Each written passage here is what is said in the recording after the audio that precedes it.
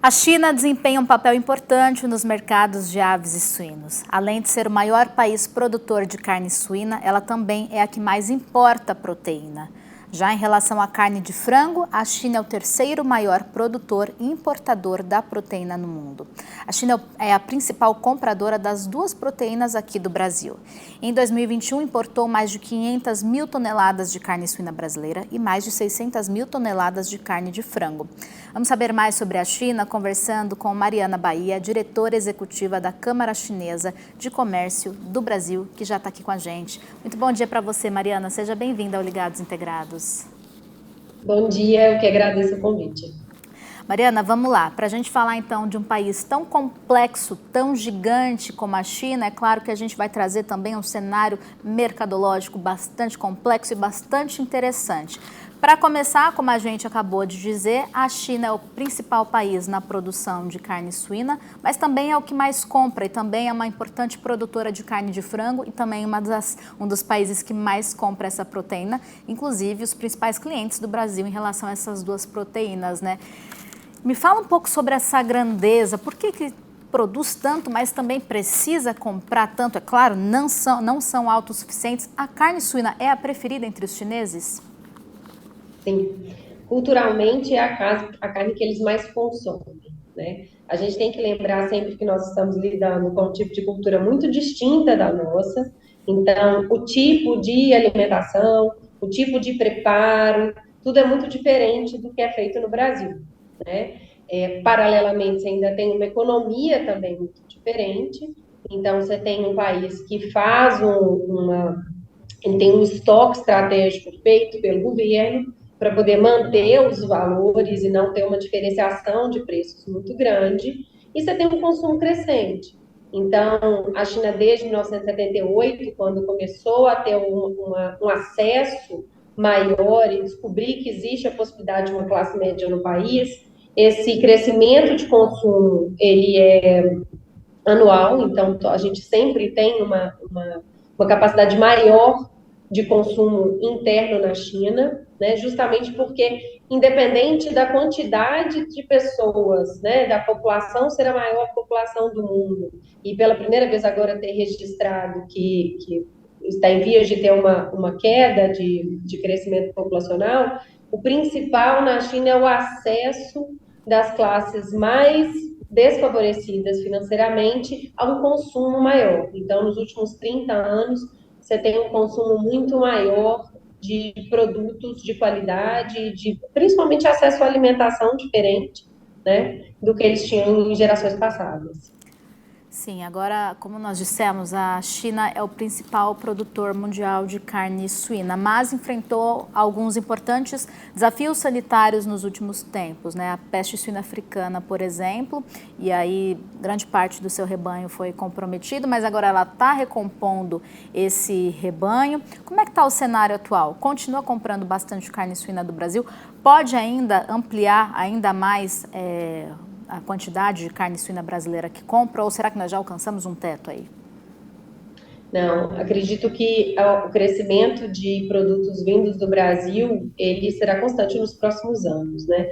A China enfrentou, sim, um problema doméstico com a peste suína africana, e como eu falei mais cedo, né, a China tem uma questão que eles têm uns estoques estratégicos do governo para poder manter os valores comercializados internamente. Então, perante esse problema que teve com as próprias matrizes, né, a China com uma restrição maior de comercialização devido à peste africana, ela teve que voltar a fazer um incentivo maior à importação, e isso ainda vai ser crescente nos próximos anos, e casado, como eu disse, com o aumento do consumo da população. Então, dificilmente a China consegue ser autossuficiente, né? É uma população muito grande, com consumo crescente e enfrentando alguns problemas fitossanitários que aconteceram. Bom, ali na Ásia nós temos também países que são importantes produtores de carne de frango, de carne suína. Por que o Brasil? Eu gostaria que a gente fizesse um pequeno retrospecto aqui de como começou essa importante parceria entre Brasil e China. O Brasil vende para a China há muitos anos, assim, praticamente desde que a China se abriu para o mundo, o Brasil teve interesse em começar essa comercialização com eles, né? Nós temos uma capacidade de entrega em quantidade que atende muito bem.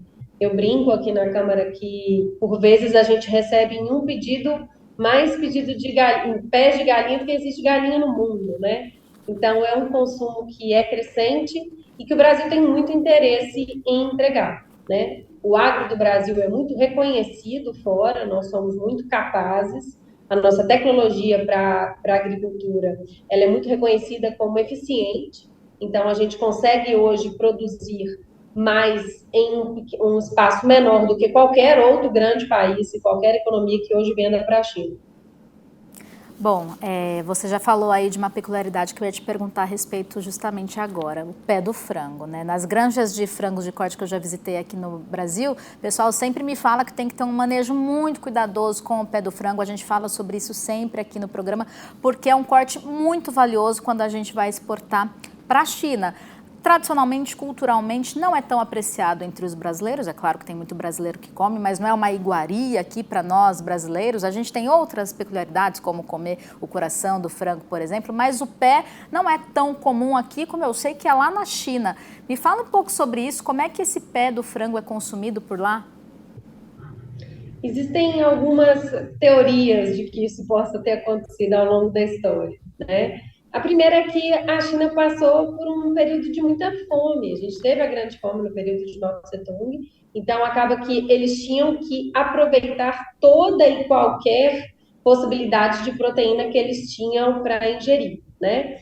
Com o passar dos anos e como aquilo já tinha sido, já estava fazendo parte da cultura dos chineses, isso passou a ser cada dia mais comum. Hoje a gente entende que é uma grande fonte de energias fortíssimas, de vitaminas fortíssimas e de muito colágeno.